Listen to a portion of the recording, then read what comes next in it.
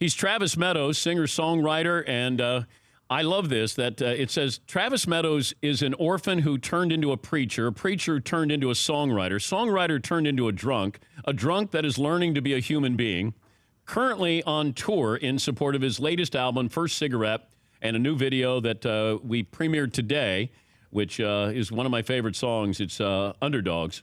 Responsible for writing Kenny Chesney's new single, Better Boat, which also can be found on Travis's album. It's great to finally meet you, and thank you for the great music. Oh, thank you for having me. It's been great. Explain the video. So when you're watching the video there of Underdogs, what are you thinking?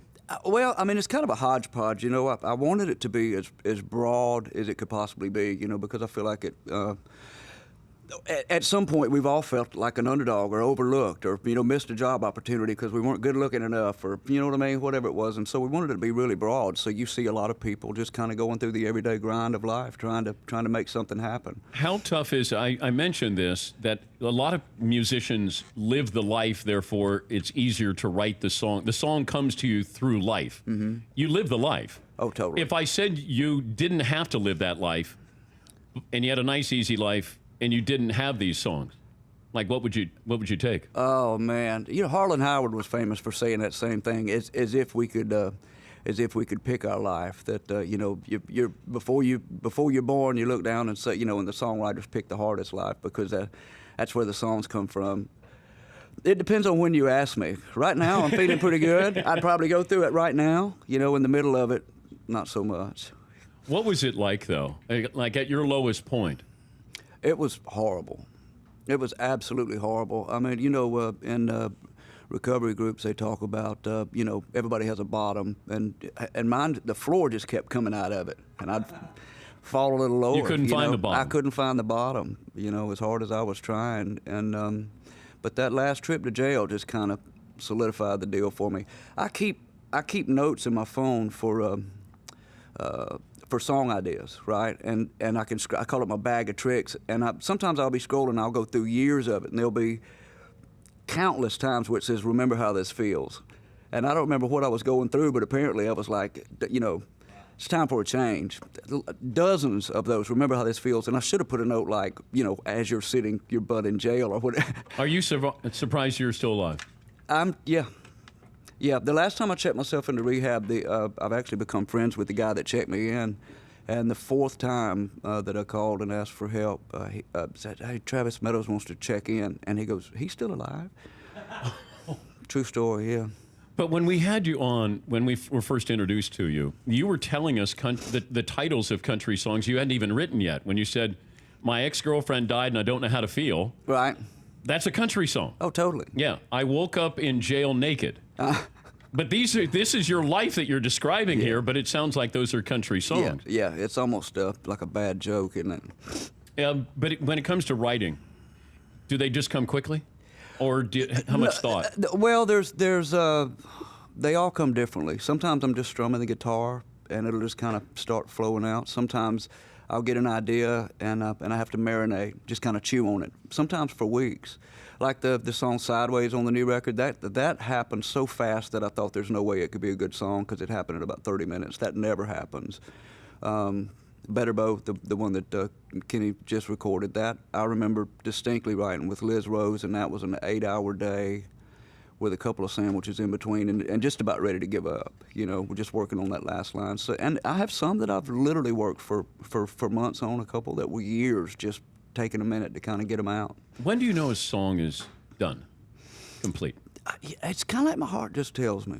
You know, I'll write it, and then I kind of have to walk away from it and then come back to it because you get so in the middle of it while you're writing it, you just kind of, after a while, you don't know if it's any good or not, you know? I want you to, we're talking to Travis Meadows. The song is Underdogs. The album is called First Cigarette. Paulie, do you want to give Travis the country titles for our lives? Oh, yeah. These were each like a description of what our country songs would be. Blind Bastard, 5 Weeks in Morgantown, The Ballad of Jenny Batchy, the girl Dan lost, and then for Todd Fritz back there, it's A Flatbed Full of Hand Lotion, and that's self-explanatory. Wow. Yeah. Those are great. What was that? What was the second one? 5 Weeks in Morgantown. Man, those are good titles. Now, you could write something 5 weeks in Morgantown. I could totally write. Right? Yeah, I could do that. I mean, you might have spent a year there, or you might have spent a week, and it felt like 5 weeks in A Morgantown. lot of times when I'm writing with another artist, we'll just have a long discussion, and I just try to get inside of their head. What was going on in Morgantown would be the first question. What was happening? Why did it make such an impression? And just try to get inside, that story. Do you name a song? Have you ever had a title and then written a song? Oh, a lot.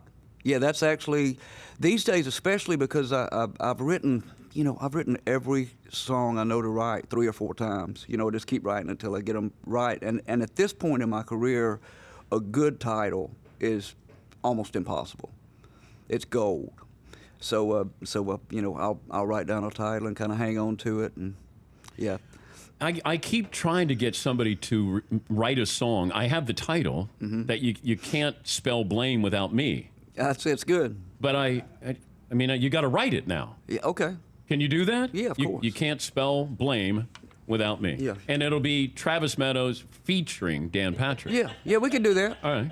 Yeah, totally. I mean, I would never take your title and then take 100% of the credit. You, know what I mean? You can have it. Yeah. Absolutely. Like, Yeah. it's my gift to you. Well, thank you. For what you've given to me, Yeah. I give that to you. Well, that's awesome. And I think you can obviously hear the voice, and you know that I'm a George Jones type.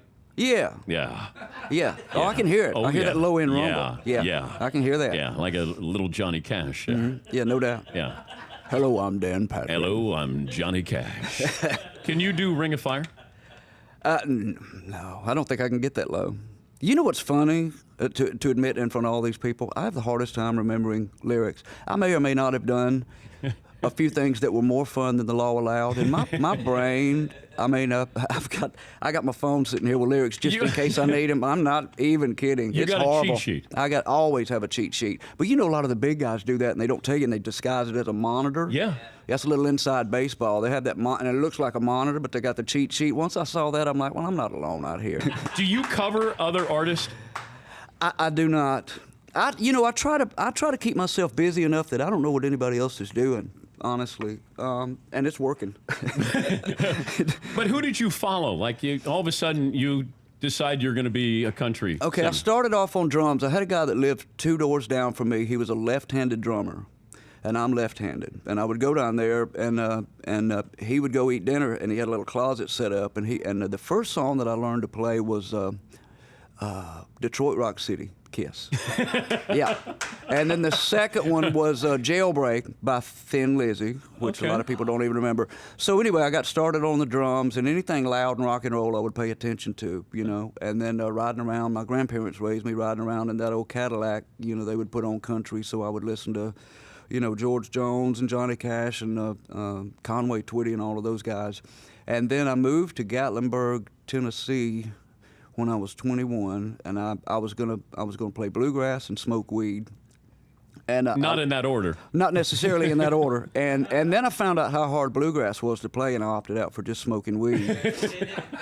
But while I was there, I had just picked up a guitar, and while I was there, I went into this little place, Chuggy's Deli. And they were serving sandwiches, and there was a couple of guys in there playing guitar. And it was the first time, I lost a lot of hearing, like 40% of my hearing with chemotherapy when I was a kid. So I really have a hard time hearing words.